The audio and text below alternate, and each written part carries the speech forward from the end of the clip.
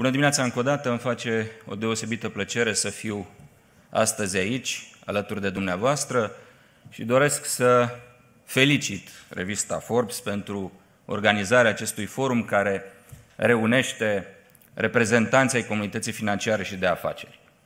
Este o ocazie binevenită pentru a dezbate idei și soluții în raport cu tendințele tabloului macroeconomic actual la nivel global, dar și pentru România.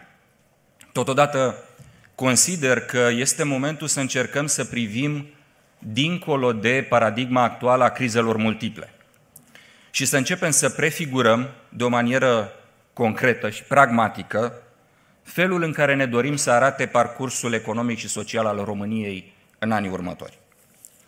Eforturile și măsurile punctuale dedicate surmontării acestei perioade critice trebuie acum însoțite de proiecții ambițioase, axate pe stimularea mediului privat, valorificarea avantajelor competitive și o cât mai bună utilizare a resurselor locale și naționale.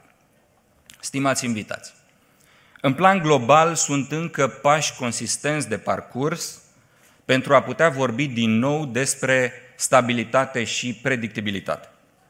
Semnalele anului trecut de redresare a marilor economii au fost practic anulate de efectele generate de război asupra sectorului energetic și asupra lanțurilor de aprovizionare, cel puțin în legătură cu anumite piețe importante.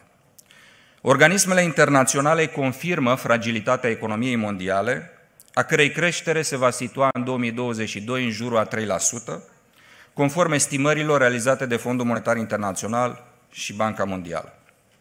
La nivelul Uniunii Europene, dependența energetică severă, dereglarea lanțurilor de aprovizionare, dar și fenomenele climatice care afectează potențialul agricol sunt factori noi de instabilitate economică.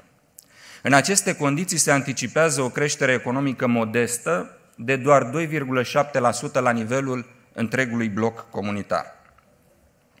În plan financiar, contextul global este dominat de rate persistente ale inflației, amplificate de criza energetică și de explozia prețurilor la materii prime. Trebuie să fim însă conștienți că inflația actuală, care a debutat în 2021 și care a ajuns în prezent la cote record față de ultimele decenii, își are originea în politicile monetare și bugetare de tip whatever it takes, adoptate de statele lumii ca reacție de răspuns anticriză în raport cu provocările economice ale pandemiei. Astfel, mare parte din inflația globală constituie, de fapt, nota de plată a măsurilor monetare și bugetare din pandemie, la care se adaugă, în plan regional, spirala inflaționistă a războiului și a crizei energetice. Doamnelor și domnilor, în cazul României, creșterea economică de 5,8% înregistrată în primul semestru al anului reprezintă o performanță peste așteptări, care prefigurează depășirea prognozei de creștere economică anuală de 3,5%. Trebuie subliniată în acest sens dinamica sporită a sectorului serviciilor, cu o creștere de peste 8 și 9% pe primele două trimestre, în timp ce industria însă continuă să evolueze în teritoriu negativ. Principalul motor al creșterii economice rămâne în continuare consumul privat, cu un ritm susținut de 7 și 8% pe primele două trimestre, însă nu la fel stau lucrurile, din păcate, și în privința investițiilor. De exemplu, ritmul formării brute de capital fix este de doar 2,2% pe primul semestru, în timp ce investițiile nete din economie sunt într-un ușor regres de aproape 1%, într-un context marcat încă de incertitudini. De aici și nevoia de accelerare în aceste ultime luni ale anului a implementării investițiilor publice, dată fiind rămânerea în urmă a cheltuielor de investiții ca pondere în PIB, potrivit datelor aferente execuției bugetare, atât în privința investițiilor din fonduri europene, cât și în privința proiectelor din bani naționali.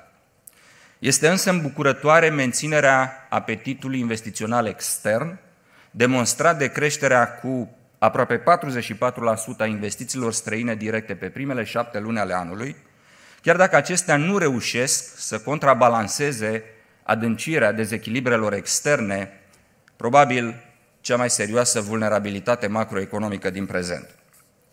Pe primele 7 luni ale anului, deficitul de cont curent a crescut cu aproape 64% față de anul trecut, ajungând la aproape 15 miliarde de euro, cu 5,8 miliarde de euro în plus față de 2021. Problema este și faptul că finanțarea deficitului de cont curent din fluxuri negeneratoare de datorie rămâne la același nivel suboptimal, aflat la puțin peste 40%, iar în continuare se prefigurează adâncirea deficitului de cont curent, care ar putea depăși 8%, care ar putea depăși semnificativ 8% din PIB la sfârșitul anului. Aceste evoluții ridică unele semne de întrebare cu privire la calitatea creșterii economice și atrag atenția asupra provocărilor cu care ne confruntăm. Avem de-a face cu probleme structurale mai vechi și este suficient să ne reamintim faptul că România a intrat în pandemie cu cea mai fragilă situație a finanțelor publice, consemnând în 2019 cel mai mare deficit bugetar dintre toate statele Uniunii Europene, ca rezultat al politicilor hazardate și prociclice ale guvernelor anterioare.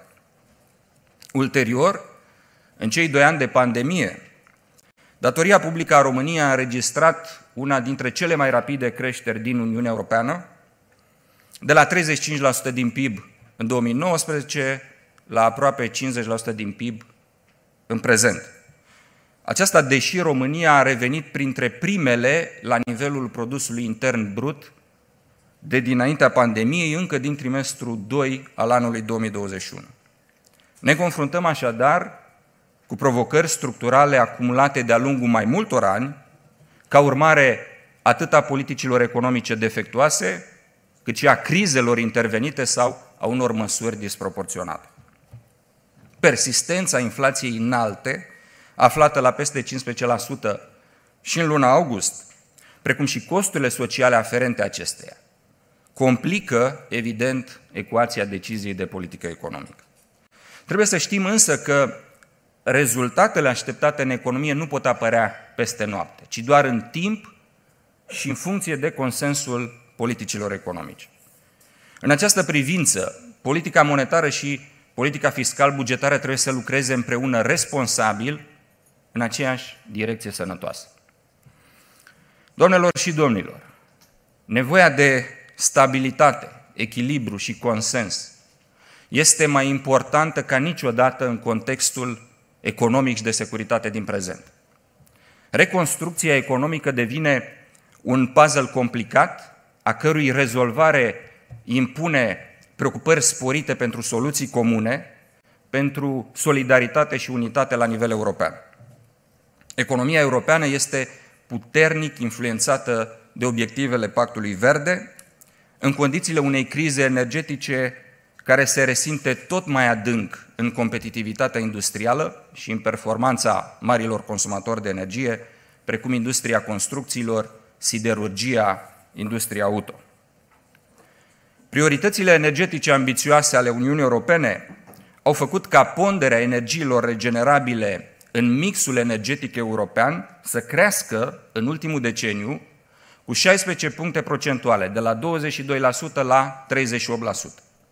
Însă, în ciuda acestui progres remarcabil, dependența energetică a Uniunii s-a înrăutățit de fapt, ceea ce ridică semne de întrebare privind soluțiile pe care le avem la îndemână pe termen scurt.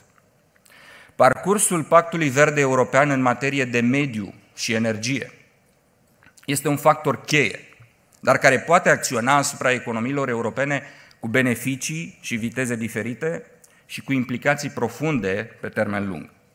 Tocmai de aceea trebuie să fim pe deplin convinși și conștienți că decalajele de competitivitate acumulate în acești ani, în raport cu piața globală, în raport cu piața mondială, vor fi decisive mult timp de acum înainte pentru poziția Uniunii Europene pe harta competitivității industriale la nivel global. Doamnelor și domnilor, deviza forumului de astăzi Ready, Set, Action. Este un îndemn la decizie, acțiune și pragmatism. Pentru că nu putem discuta despre competitivitate economică în absența unei viziuni naționale și europene pragmatice sau fără o strânsă colaborare între autoritățile statului și mediul de business. Până acum, economiile și întreprinzătorii și-au testat capacitatea de răspuns în raport cu provocările crizelor actuale. O nouă abordare ar trebui să graviteze în jurul unui model de business rezilient, adaptabil și flexibil în raport cu schimbările și cu șocurile piețelor. Prin implementarea investițiilor din Planul Național de Redresare și Reziliență, dublate de reformele structurale atât de necesare, vom putea genera un climat solid de credibilitate bazat pe competitivitate și cu perspective cât mai favorabile pentru investitori. De aceea, concentrarea atenției și a întregii capacități administrative asupra utilizării eficiente și integrale a fondurilor europene trebuie să rămână prioritatea zero a tuturor autorităților publice. Totodată, merită să intensificăm promovarea de politici proactive, de atragere și creștere a capitalului privat, atât străin cât și românesc, care să susțină dezvoltarea antreprenoriatului pe baze competitive. Doamnelor și domnilor, lecțiile dure cu care ne-am confruntat în toată această perioadă de pandemie și post-pandemie, la nivel economic, social, chiar și politic, poate că au născut în noi o mai mare perseverență, dar și dorința de a face lucrurile altfel pentru a depăși neajunsurile actuale și pentru a trece într-o nouă etapă a dezvoltării noastre ca țară. Având convingerea că mediul de afaceri și guvernanța politică dispun de idei și resurse pentru a depăși provocările actuale, doresc să vă asigur că vom lucra împreună și în continuare ca să putem genera pentru România de mâine un model de dezvoltare competitiv, rezilient, european. Vă mulțumesc mult și vă doresc multă sănătate!